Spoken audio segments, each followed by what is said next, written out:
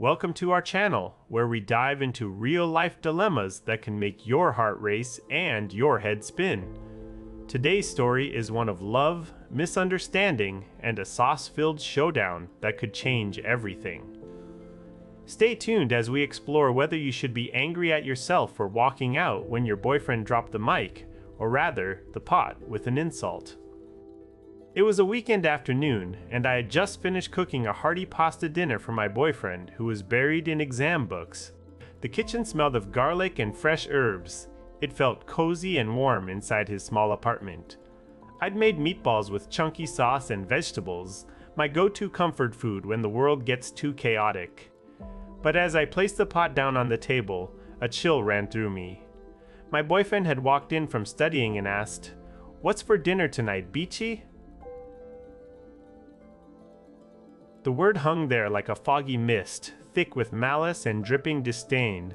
It was the last thing I wanted to hear after a long day of work where I'd dealt with enough negativity.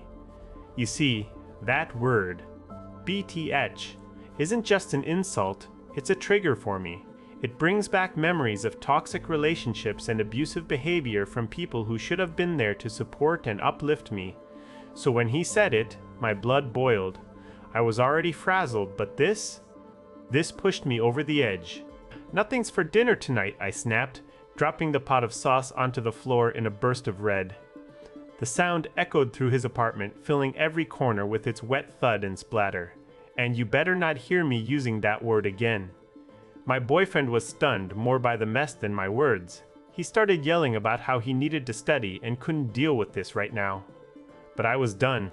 Walking out of his apartment, leaving behind a trail of frustration and sauce, felt like a weight lifting off my shoulders.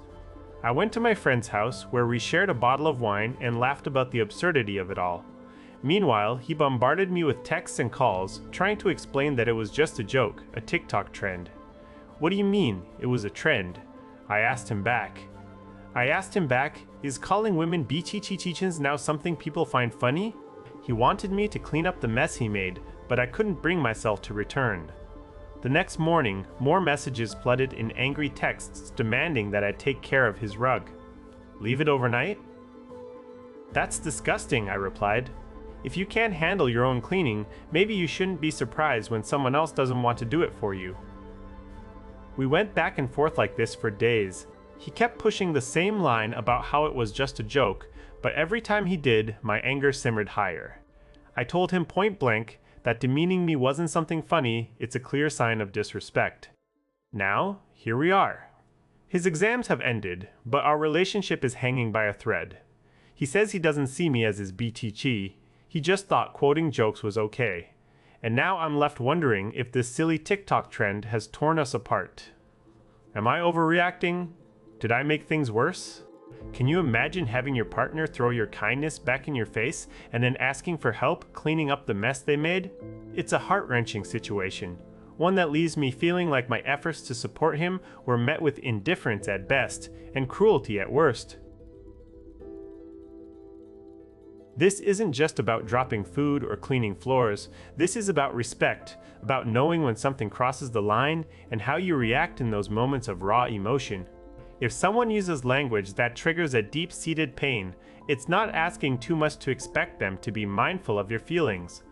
But what do you think? Is this boyfriend really beyond help, or am I overreacting? Let me know your thoughts in the comments below. We'd love to hear from you.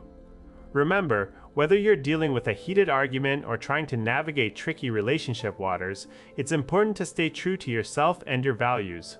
Thanks for joining us today, and don't forget to subscribe if you want more stories like this one. Until next time, stay strong and keep talking about the tough stuff.